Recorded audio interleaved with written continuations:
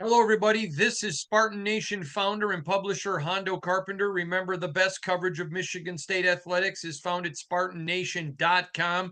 Michigan State Spartans on SI. You don't want to miss it. The best coverage. It's there for you. John, Michigan State goes against Michigan 31-20, and it wasn't that close. A lot of things to dissect about this. We wanted to wait a couple days. We don't want to talk emotionally. We want to talk sensibly.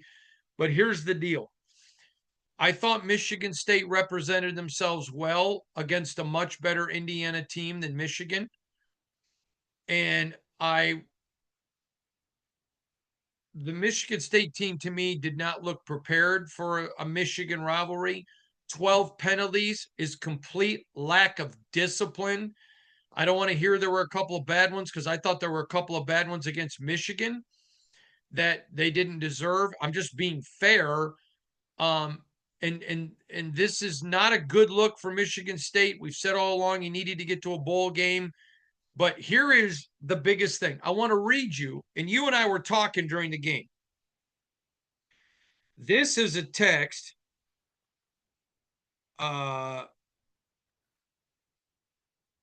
This is a text I got from an NFL Super Bowl winning coach. Okay? Ready for this one? Now, do you remember me telling you when I publicly called for the hiring of Jonathan Smith? Because NFL people were talking about how smart he was, how good of a developer of talent. This is one of those guys. A guy with Super Bowl ring. Okay? This is what he said. Hondo, I'm watching your Sparties because I know how much you love these guys. What the hell is going on? Jonathan Smith, as I told you before they hired him, was a terrific offensive mind. What does the offensive coordinator have on this guy? This is not the way Jonathan Smith calls an offense. Why do you have a mind like him and you're not using him? Does anybody else not realize in our sport, Andy Reid calls the plays and he's got lots of hardware? What about Lane Kiffin down at Ole Miss? And there are others that I can point out as well. I understand this was a major rebuild. I give Jonathan Smith that. But I'm flabbergasted that this guy is not taking over the offense. What is going on in East Lansing? That's a direct text from a Super Bowl winning coach, and you know who it is because I've told you before. Take it away, John. I don't get it either. It's nice to hear somebody else say that. As some folks know who've been tuning in, I've been saying that for weeks now. Mm-hmm. This is not the same sport as it used to be. And the bottom line is this, and this, I'm afraid, is going to be the ultimate downfall of Jonathan Smith. He's not getting the message that the number one thing he's being paid for is his offensive skill. And everybody around him in the sport is calling plays from the head coach position at this time. Bill O'Brien calling plays, Lincoln Riley calling plays, Lane Kiffin calling plays, Steve Sarkisian calling plays, Andy Reid's calling plays at the top of the sport. It honestly really starts there. It's almost now, if you're going to hire a coach, you're going to want to know, why is this guy not calling plays? It's not like it was when Brian Kelly started at Notre Dame and then gave up play calling duty. These things go in cycle, and the cycle is coming back around. Michigan State's numbers and rankings in the offensive side of the ball are so low at this point that Jonathan Smith really does not have a choice. And honestly, he should have taken the reins over weeks ago. Whether or not that is in name primarily or what, that's what was needed to be done. There is no qualification that Brian Lindgren or really anybody else on this staff has that matches anywhere near Jonathan Smith's qualification. And I understand he may have not been hired to call plays. That's what's required at this point. There is something that disconnected with this Michigan State team. Something happened after the end of the Southern Cal game to the start of the Nebraska game that honestly, we don't know what it is at this point. It's not been the same team. And I talk again about, you hear the post-game comments of Aiden Childs going back to 2 weeks ago. Something is going on here. They weren't close to playing great. It wasn't close to execution. Look at the numbers and the amount of points that are being scored. This is a strange implosion in progress. And I don't know that there's any emergency brake that can be pulled. but it has to start, and it had to start weeks ago with Jonathan Smith taking over control of his offense. There is nothing that he is being paid for more than to address those issues. And this is a step firmly backward at exactly the absolute wrong time, as college football Hall of Fame level coaches are getting knocked off left and right. It's not the right time to do this. So, John, I've talked with people at Michigan State who are, I mean, I've been around long enough, and they don't want to fire Jonathan Smith. I want to make that point clear. People believe in him for the right reasons. The problem is he's got to give them I mean, Jay Blatt is in a no-win situation right now. And let's give that new athletic director all the credit in the world. The guy just got the job. He's been brought in because of his excellent ability to raise money. The guy is a genius when it comes to the financial side. Okay. Let's give him all the credit in the world. He deserves that. He's in a no-win situation because he just gets here. And before he can even develop relationships, it's, oh my goodness, am I having to go raise money to fire a guy? Jonathan Smith is extremely well respected. I've made it clear I was his biggest and loudest advocate nationally before Michigan State even got rid of he who shall not be named. But the point is, he's got to give Blatt something to go sell boosters. Listen, I need you to buy into the program. Look at Jonathan. He made the change. He took over play calling. He's doing this. He's being aggressive. And it's like, I understand that Jonathan Smith is a wonderful human being. This isn't personal. People like him around the school. Nobody dislikes the guy. But I'm sorry, this is big time business. It's not Sunday school teachers. He's got to give Blatt something to go sell. And when you walk up, yeah, you know what? It all sits on me. And penalties were unexcusable. And yeah. No. I mean, how many weeks do we have to talk about? All right. And again, it is unfair to judge anyone by the standard of Nick Saban. But it's unfair to judge anyone by the standard of Tom Izzo. But the point is, at Michigan State, they are the standard because they're Spartans and they were here. It's just like, okay, Duffy Doherty is a standard. Okay, again, you understand that. Ron Mason in hockey, a standard. There are certain guys that are a standard. Now, follow me for a moment here, John. Pitcher Tom Izzo was stupid calls. Guys did stupid stuff, and it's causing turnovers. It's inflicting pain on Michigan State basketball.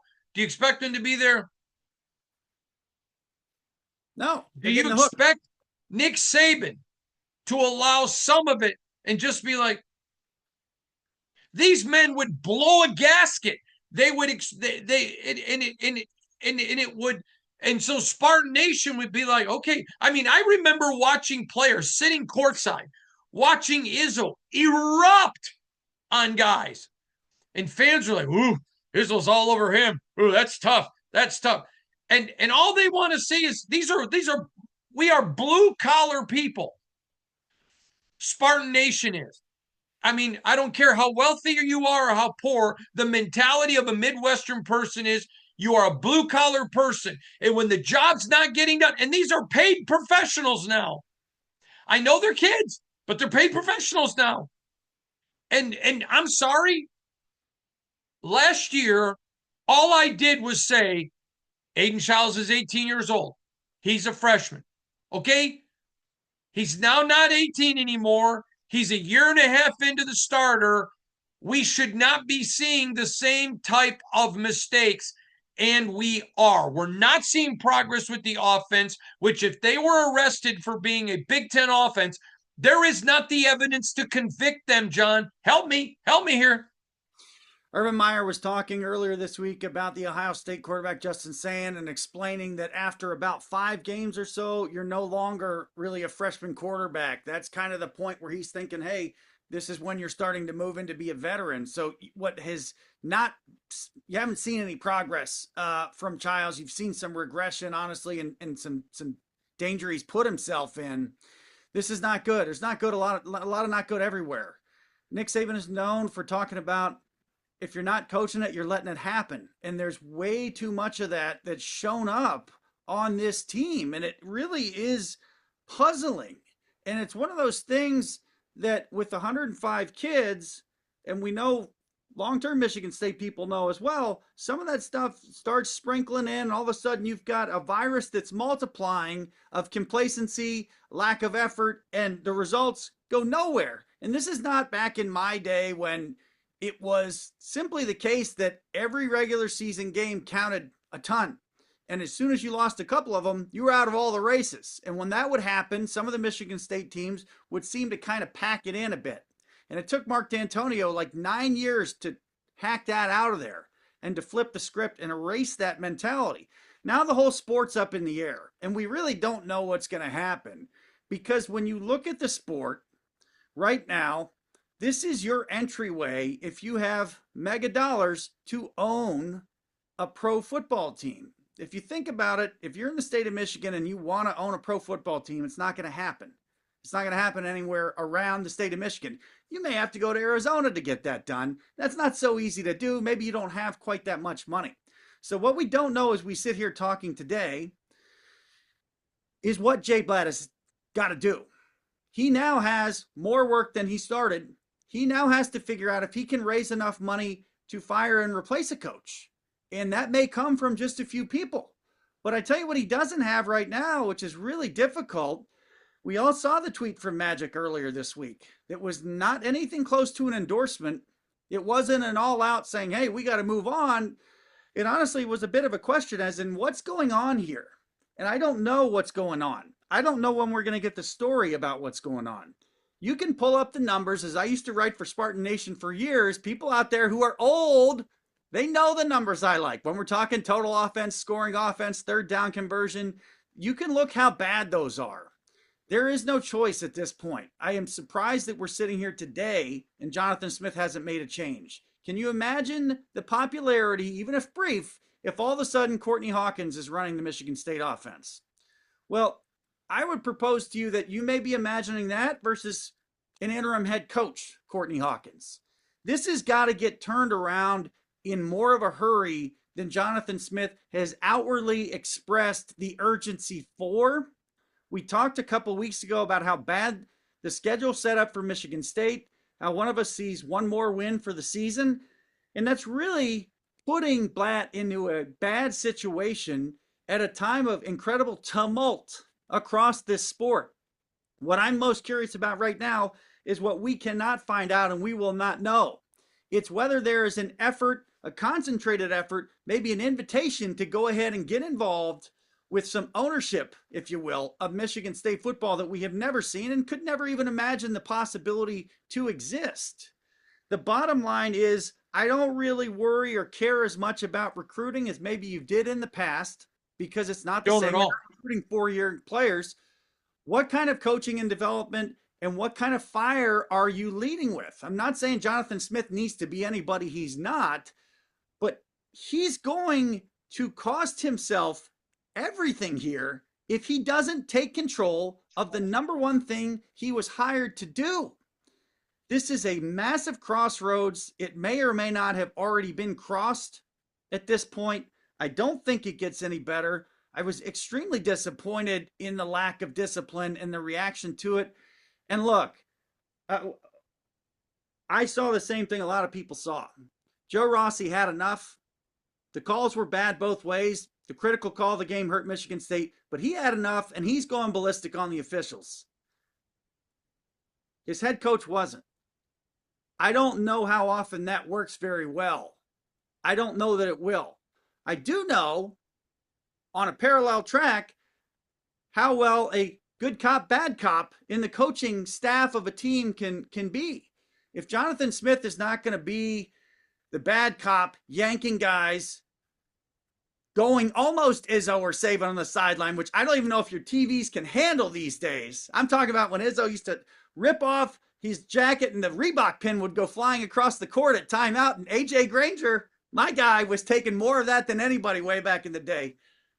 Somebody's got to get after the players. So I want to read you something.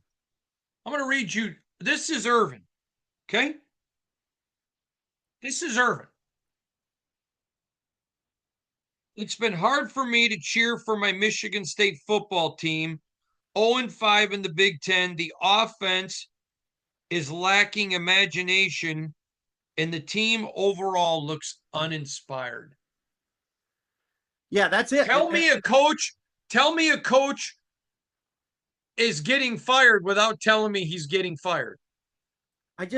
When your biggest alumnus, can you imagine if Michael Jordan said this about Belichick?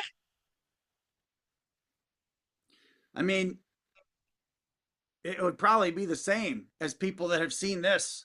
You know, we think of Magic and we think of him just the Spartan lane. We forget that he owns part of the Dodgers. He owns part of the Washington football team. He owns quite a bit.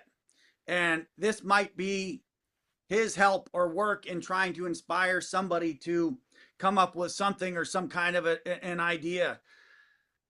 The ironic thing is, and I know a lot of people did not see it because it was way too late. Unfair to Michigan State how late it was. There was some fire, some passion, some drive in this team coming back at Southern Cal. And all of a sudden they moved the ball on the ground like, wow, this is really something.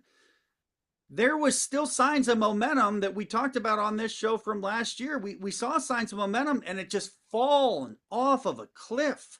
And we're not getting a straight story about what happened. We're not getting it. We're getting ducks and dodges, if you will, from players in the post game talking about how we were playing great, but we didn't score. You weren't. That concerns me. So if I'm Jay Batt right now, to be honest with you, Hondo, I want to find out how Jonathan Smith is doing, what he thinks about the job, how it's changed, what he wants to do from here, and what he thinks they need to do. And if you don't see or have a real good feel for this is what he sees, wants to do, these are the staff changes he's going to make, these are the roadblocks he thinks he can get over, if you're not sold on that as Jay Batt, you don't have a choice. You have to start looking at alternative options and plans. And we are in an unprecedented era of the sport where there may be some extraordinary alternatives that nobody else has even tried. We see programs doing what they're doing. A lot of it looks ridiculous and irresponsible. I don't know that we expect Michigan State to do something like that, but I wouldn't be surprised if there's a little bit of a wild card that we see between now and, I mean, I would be surprised if there's a wild card we see today, but I definitely wouldn't be surprised if there's a little bit of a wild card we see between now and the start of next spring. I'm telling you right now, I'm hearing, and nothing that I want to talk about publicly, that there are some big jobs that are currently open that are not looking for contracts with $50 million buyouts like we saw with Brian Kelly at LSU, but are looking at massive I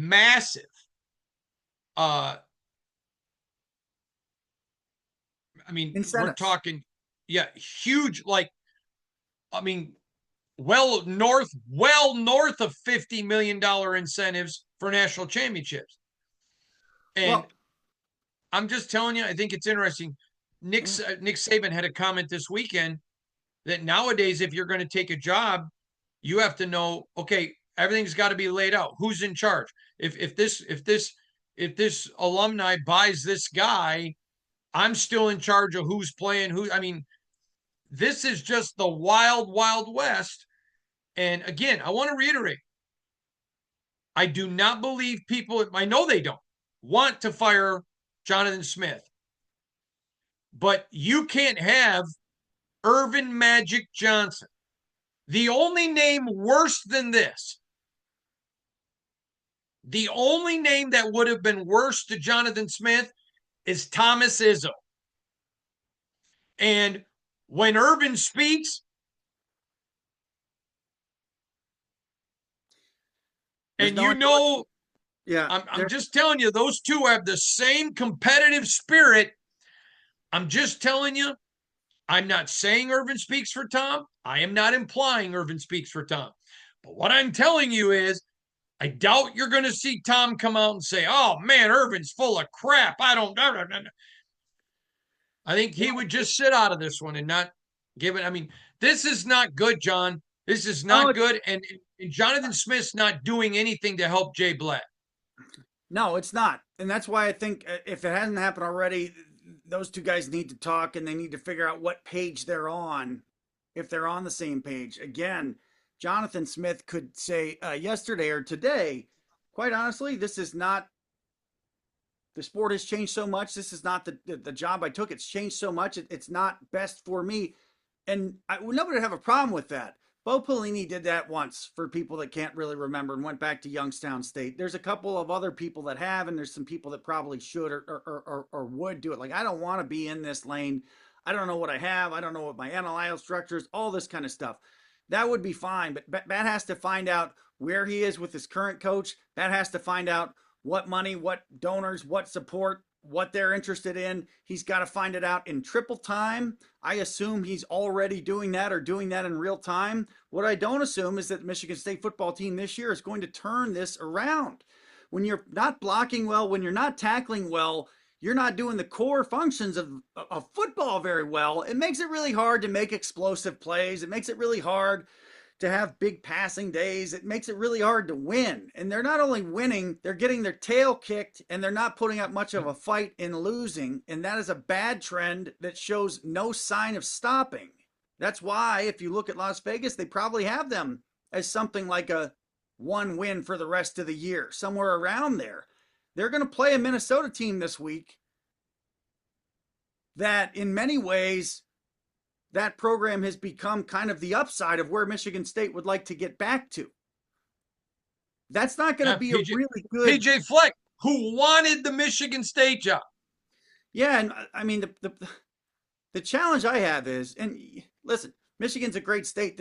There's a lot of people that want a job like Michigan State if it comes open for a lot of reasons. All you people out there that downplay it and poo-poo it, you're wrong. People want the job for a lot of reasons. I can tell people this right now. I know for a fact how appealing of a job this is. It is a major appealing job. There would be a lot of very big names that would want to come here. So that's not the issue. The issue has been taking over from Mel Tucker, and people didn't know if violations were coming. Okay, no one's even remotely talking about that with Jonathan Smith. But what they do want, and so let me just say this, John, and I'll tell you off air who I'm, and you can tell the people when I tell you that, do I not tell you who it is every time? I was talking to a very big name in college football who told me he would be completely interested in Michigan State. And I asked him, how big is the recruiting? He goes, recruiting doesn't matter. And I'm like, what? He goes, Hondo, it's NIL now. My name is going to get me in front of guys, and if I've got the NIL money, I'll be able to get them. I'm like, wow, okay. He goes, now it doesn't mean it. He goes, we're talking about year one. He goes, because I'm going to want to still go out and recruit high school guys and build my program. He says, but we're talking about year one. That's not the big deal. He goes, but for me, he goes, whether it's Michigan State or wherever, you're going to have to show me the NIL deals. You're going to have to show me the ability to go pay. You want me to compete with Ohio State? He goes, you know I can. And he can. He goes, you know I can. He goes, but then you have to give me the ability to go compete with those kind of players. So to me, here's the deal. I'm not advocating for the Jonathan Smith being removed, but I'm advocating for whatever we see, it's got to go. Whatever we're seeing, and listen, and if they decide, listen, we're just going to get Jonathan Smith out of here, let Rossi run it. I want to see somebody that I think cares. And again, I'm not calling for that.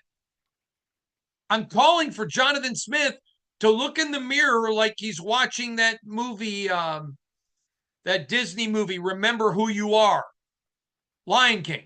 Just remember who you are. You're an offensive developer, and do that. Just frustrating, John. And I'm going to tell you something. You don't think PJ Fleck, who wanted this job, and I know for a fact there were people at Michigan State, because I called a couple, who laughed. Yeah, I don't want row your boat from Western Michigan. Okay. A long time ago. Yeah, yeah. You didn't want him, and now he's close to being the all-time winningest coach in Minnesota football. And you know what? Who doesn't have half of the facilities in Michigan State? Doesn't have any of the advantages at Michigan State. And I'm not saying that PJ's the guy. I'm not calling for Jonathan Smith to be fired, but he's got all the relationship with all the coaches in the state. They love him. And you laughed at that guy. I mean, it's time for people to start waking up a little bit and realize Michigan State, this is the deal. And Mark Hollis, God bless Mark Hollis, the greatest athletic director in Michigan State history, maybe outside of Duffy or Biggie. But I think he was the best because of the era he was in. Mark Hollis used to say this to me a lot. I remember one time we were sitting at the bar at his home in East Lansing. He had a beautiful bar in the kitchen. And he said to me, Michigan State can never go back to losing in football. And I said to him, I said, I know you really love football. He goes, Hondo, this isn't about me loving football or hating it, and you know I love it. He said, it can, if football is not at a high success rate, we can't do what we do. And Jay Blatt stepped into it now. And I think people need to get off his rear end and give this guy a little bit of grace. He got a great job, and he grabbed a tiger by the tail. This is a tough situation. Yeah, I mean, he's got to do it. He is in a tough situation. I got a good feeling from the folks in the neighborhood here that he's got an idea of what to do, and he's already doing it. Good folks in the neighborhood here, in Atlanta where he used to work. At the same time, I was looking for a $50 million announcement, and it came from Stanford a couple weeks ago. So they're going to need to pull not a rabbit out of a hat, but they need to change gears at Michigan State. And look, Fleck is just one of 10 guys probably that we could name off the top of the head if we need to. Yeah, we've got a list going again like we did last time around. That's not unique. There's plenty of folks. That's not as much of a problem to me as what is behind it. If Michigan State is going to make a move without something behind it, this is not going to go anywhere but backward.